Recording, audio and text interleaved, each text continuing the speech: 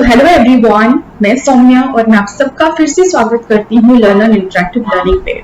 आज जो लेसन हम लोग कवर करने वाले हैं वो है importance of safety and general precautions.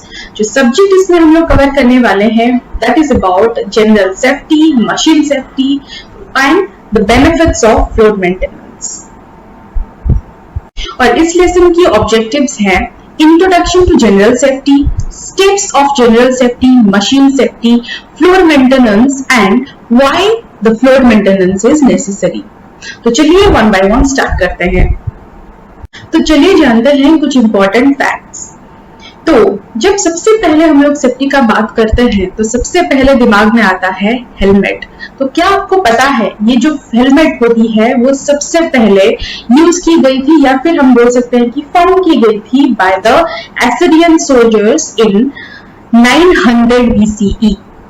और ये जो एसिरियन है जिसको हम लोग एंशिएंट मेसोपोटामिया भी बोलते हैं और करेंटली इसका जो सिचुएशन है और इसका जो जियोग्राफिकल मार्क है वो है northern of Iraq and southern of Turkey में। So these are the Assyrian soldiers वो लोग क्या कर रहे हैं, ये हेलमेट जो है जो कि हम लोग मोस्टली बोल सकते हैं कि ब्रोंज से बनी हुई थी, उसका इस्तेमाल करते थे। उसका इस्तेमाल वो इसलिए करते थे ताकि जो ब्लंट ऑब्जेक्ट्स है यानी कि जो नुकीले ऑब्जेक्ट्स है वो इसको पियर यानी कि इसको छेद ना कर सके, इसमें ये जो ब्लंट ऑब्जेक्ट्स है इसको पार ना कर सके, इसी के लिए। नाउ अभी और एक चीज के बारे में जानेंगे। The first protective boots were wooden boots called the sabots. तो सबसे पहले जो वुडन बूट्स, जो प्रोटेक्टिव बूट्स हम लोग इस्तेमाल करते हैं अभी के टाइम में, जो कि हार्ड प्लास्टिक या फिर लेदर से बनी हुई होती है, लेकिन पहले के जमाने में जो सबसे पहले बूट्स इस्तेमाल की गई थी वो होती है वुडन बूट्स, जिसको साबोट्स भी बोला जाता है। वो कुछ इस तरीके की दिखती है। तो चलिए जानते हैं जनरल सेफ्टी के बारे में। तो जनरल सेफ्टी का मतलब होता है जब आपको कोई काम सौंपा जाता है या फिर आप अगर कोई काम करते हो तो आप उस काम के बारे में उसका प्रॉपर रूल, रेगुलेशन, गाइडलाइन सारा जानो। उसके साथ अगर कोई हैजार्डियस सिचुएशन ऑकर होता है एट दैट टाइम तो proper guidelines, proper rescue procedures के बारे में भी आप अवगत रहे। उसके अलावा अगर आपको कोई न्यू वर्ड जिसके साथ आप फेमिलियर नहीं हो, आप पहले उस काम को कभी नहीं किए हो, अगर वैसा कुछ काम आपको दिया जाता है तो सबसे पहले आप उस जॉब के बारे में, उसकी जो सेफ्टी और प्रिकॉशंस रहती है, उसकी इंस्ट्रक्शंस जो रहती है उसके बारे में अच्छे से पता करिए बिफोर आप उस जॉब को ले। उसके साथ आप हर एक काम जो भी करें सही से और सेफ्टी के साथ कीजिए। तो अभी चलिए जानते हैं जनरल सेफ्टी के कुछ नेसेसरी स्टेप्स। तो जनरल सेफ्टी की सबसे पहली स्टेप होती है क्लीन योर वर्कशॉप। जब भी आप कोई भी जगह पे काम करें, चाहे वो आपका वर्क प्लेस हो या फिर आप उस वर्कशॉप में काम कर रहे हो, आपकी चारों ओर जितनी भी चीजें हैं वो इधर उधर फैलनी नहीं चाहिए। आप हमेशा हर चीज, जो भी आप टूल इस्तेमाल करते हो, जो भी आप like different kind of machines use करते हो या फिर जो भी आप एक्सेसरी यूज करते हो, उसको प्रॉपर पोजीशन में आप यूज करने के बाद रख दें। आप जो भी नेसेसरी आइटम्स यूज करते हैं उससे डेफिनेटली कुछ चिप्स निकलती हैं, तो उसको हमेशा ट्राई करिए क्लीन रखने के लिए। The next step is never take any shortcuts and follow the procedures while working। कोई भी काम जब आप करते हो, चाहे मशीन ऑपरेशन करो या फिर चाहे आप किसी ऊंचे स्काफोल्ड पे चढ़ के काम करो, कभी भी शॉर्टकट लेके काम करने की कोशिश ना करें। ये आपके सिचुएशन या फिर आपके को-वर्कर के लिए हैजार्डियस हो सकता है। सबसे बेहतर होगा जो इंस्ट्रक्शन या फिर जो प्रोसीड्यूर आपको दी गई है उसी का ही प्रॉपर तरीके से फॉलो करें। हर सिचुएशन में आप चाहे वो जितना भी मुश्किल सिचुएशन हो या फिर जितना इजी सिचुएशन हो, आप हर सिचुएशन में अलर्ट रहे। अगर कोई इंसान नशीले पदार्थ लेके या फिर नशे के हालत में वर्क करता है तो उसको वर्जित करे। अगर आपका को-वर्कर एग्जैक्टली वही कुछ नशीली पदार्थ लेके या फिर नशे के हालत में काम कर रहा है तो ये सिर्फ उसके लिए नहीं, आपके लिए भी एक हैजार्ड सिचुएशन क्रिएट कर सकता है। तो तुरंत ही अपने सुपरवाइजर को इसके बारे में इंस्ट्रक्ट करिए या फिर उसको बताइए। The next step is always follow safety sign। जो सेफ्टी साइंस होती है वो वर्कर्स की सेफ्टी के लिए ही लगाई जाती है, ताकि उस सिचुएशन में या फिर उस प्लेस में अगर एक्सीडेंट्स होते हैं तो उनको प्रिवेंट किया जाए बिफोर हैंड। तो ऑलवेज सेफ्टी साइंस को फॉलो करिए। जिस जगह पे जो सेफ्टी साइंस लगी हुई है उसका मतलब समझिए और उसको फॉलो करिए। अगर आपको कुछ काम सौंपा जाता है, अगर आप उसको अच्छे वे में भी कर सकते हो तो try to do it on a safer way. अच्छे से उसको सेफ वे में करिए, ना कि कोई रिस्क लेके। अगर ऐसा सिचुएशन आता है तो तुरंत अपने सुपरवाइजर को बताइए।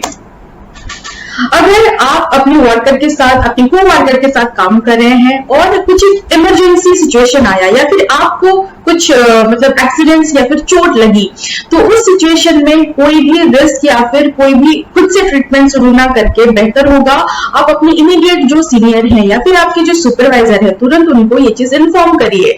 कोई भी हैजार्डियस सिचुएशन जिसे क्रिएट ना हो, तुरंत आपको वो इंजूरियस सिचुएशन में हॉस्पिटल या फिर वो फर्स्ट एड देने की कोशिश करेंगे। तो इसीलिए कोई भी इमरजेंसी सिचुएशन आती है तुरंत आप इस चीज को रिपोर्ट करें अपने इमीडिएट सुपरवाइजर या फिर आपके इमीडिएट सीनियर्स को। तो अभी चलिए जानते हैं अबाउट मशीन सेफ्टी। तो जैसे जनरल सेफ्टी एक इंसान के लिए, एक वर्कर के लिए इंपॉर्टेंट होता है, वैसे ही जब हम लोग मशीन को ऑपरेट करते हैं मशीन सेफ्टी भी बहुत इंपॉर्टेंट होता है। तो जब भी हम लोग कोई कॉम्प्लेक्स मशीन को यूज करते हैं, आप एक ही बार में सीख के उसको यूज ना करें, उसको थोड़ा प्रैक्टिस करें, अच्छे से उसका ऑपरेटिंग प्रोसीड्यूर जाने, उसके बाद ही आप मशीन को यूज करें। जब भी आप कोई मशीन को यूज करते हैं आप उससे पहले चेक करें कि मशीन क्लीन है कि नहीं, उसकी प्रॉपर गार्ड्स उसमें लगे हुए हैं कि नहीं। जब आप मशीन को ऑन करते हो या फिर ऑपरेट करने की स्टार्ट करते हो, हमेशा याद रखो गार्ड्स को प्रॉपर जगह पे प्लेस करो, उसके बाद ही आप क्या करो, मशीन को ऑपरेट करो। जब भी आप मशीन को यूज करते हो बिफोर और आफ्टर हमेशा ट्राई करना मशीन को क्लीन करने के लिए। स्मोकिंग या फिर कुछ भी ऐसे पदार्थ जो कि वर्जित है उसका मशीन के पास आप इस्तेमाल ना करें। इन सब के अलावा जिस वर्कशॉप में या फिर जिस वर्क प्लेस में हम लोग काम कर रहे हैं उसकी फ्लोर या फिर उसकी जो प्रॉपर जगह है, उसकी एटमॉस्फेयर है, वो क्लीन रहना बहुत जरूरी है। तो उसके लिए चलिए जानते हैं अबाउट द फ्लोर मेंटेनेंस। तो जब भी आप कोई भी वर्कशॉप में काम करें, try to maintain the workshop floor, ताकि ये कस्टमर्स को अट्रैक्टिव लगे, कस्टमर्स को सैनिटाइज लगे कि अच्छे से ये जो फ्लोर है वो मेंटेन है। तो ट्राई करिए जिस फ्लोर में या फिर जिस प्लेस में आप काम कर रहे हो उसको हमेशा क्लीन रखा करिए। ये क्या करता है, आपकी जो सैनिटाइजेशन है उसको क्लीन करने के साथ साथ हमारी जो वर्क एनवायरनमेंट है उसको भी फ्रेशन अप कर देता है, ताकि जो वर्कर्स हैं उनको भी काम करने के लिए अच्छा लगता है। कूड़े के साथ, कचरे के साथ कोई भी इंसान काम करने को कंफर्टेबल फील नहीं करेगा, जबकि वो जगह अच्छे से क्लीन और मेंटेन होगा। कोई भी वर्कर अगर उसका मूड अच्छा होगा, वो फ्रेश मूड में होगा, एटमॉस्फेयर फ्रेश होगी, तो उसकी प्रोडक्टिविटी भी ज्यादा रहेगी। तो इसीलिए फ्लोर मेंटेनेंस भी नेसेसरी है। तो चलिए जानते हैं ये जो फ्लोर मेंटेनेंस होता है ये क्यों नेसेसरी होता है। जब भी हम फ्लोर को अच्छी तरीके से क्लीन करते हैं और उसकी मेंटेनेंस करते हैं टाइम टू टाइम, तो क्या होता है, हम जब मशीन ऑपरेट करते हैं या फिर डिफरेंट व्हीकल के साथ काम करते हैं तो जो ऑयल या फिर फ्यूल होता है वो फ्लोर में हर जगह स्कैटर हुआ रहता है। तो अगर उस फ्लोर को हम लोग क्लीन नहीं करेंगे तो क्या होगा, कोई भी उस ऑयल के कांटेक्ट में आके क्या हो सकता है, फिसल सकता है, ओके, उसको चोट लग सकती है। तो इसीलिए फ्लोर को, कोई भी कंक्रीट फ्लोर हो या फिर आपकी वुडन फ्लोर हो, उस फ्लोर को जब हम क्लीन करते हैं तो वो स्पिल प्रूफ हो जाता है, उसमें कोई स्पिल्स नहीं रहती हैं। और जो ऑयल्स होता है वो कंक्रीट में, डीप कंक्रीट में जाने से बच जाती है।